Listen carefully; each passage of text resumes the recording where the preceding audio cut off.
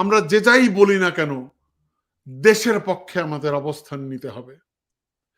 আমরা ভারতের বিরোধিতা করব, আমরা আমেরিকার বিরোধিতা করব, আমরা চায়নার বিরোধিতা করব, হোয়াট এভার ইট ইজ, আমরা দেশের পক্ষে থাকব। দেশের পক্ষে থাকার লোকের সংখ্যা কেন জানি মনে হচ্ছে কমে যাচ্ছে। আমরা হয়তো গণতন্ত্রের জন্য লড়াই করেছি, লড়াই অব্যাহত আছে, আমি জানি না এই গণতন্ত্র আমরা কবে পাবো।